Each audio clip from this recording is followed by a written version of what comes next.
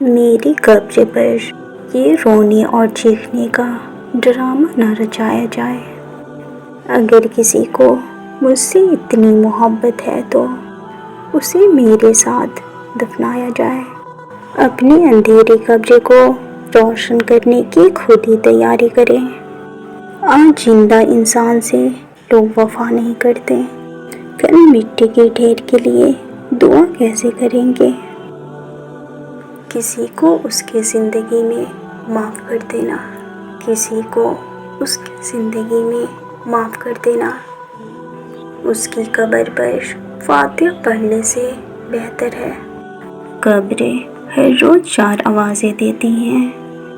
First, یہاں اندھیرا ہے، روشنی لانا۔ سیکنڈ، میں خاک ہوں، بستر لانا۔ تھرڈ، میں تنہا ہوں، تھوڑی سی وفا لانا۔ فورتھ، قبر میں عذاب بہت ہے، سانپ اور بچھو ہیں، امان لے کے آنا۔ کیوں کفن، دفن اور حساب لوگوں کو مذاق لگتا ہے؟ نبی کریم صلی اللہ علیہ وسلم نے ارشاد فرمایا، میں نے قبر کے عذاب سے زیادہ کوئی اور بھیانک منظر کبھی نہیں دیکھا۔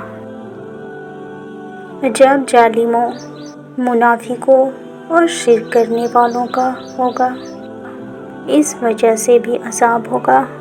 تم اللہ پر ناحق بات کہتے تھے اور تم اس کی نشانیوں سے تکبر کرتے تھے۔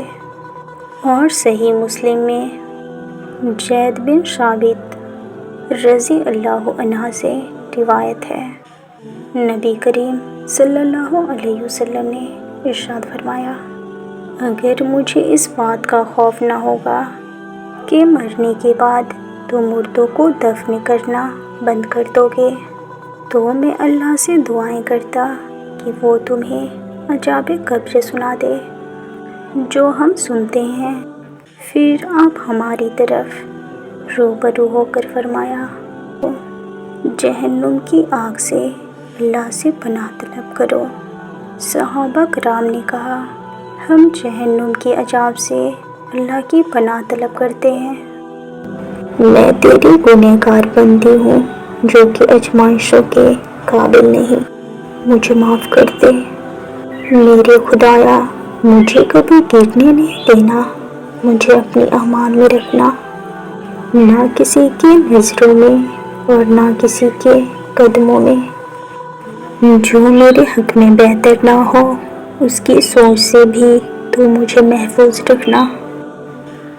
ایک قطرہ ہی سہی مجھے اتنی شفقت دے یا رب، جو کسی کو پیاسا دیکھوں تو دریا ہو جاؤں۔ جب بھی میں مشکل میں ہوتی ہوں اس چیز کو اللہ کے حوالے کر دیتی ہوں۔ حوصلہ تو مجھ میں بہت ہے یا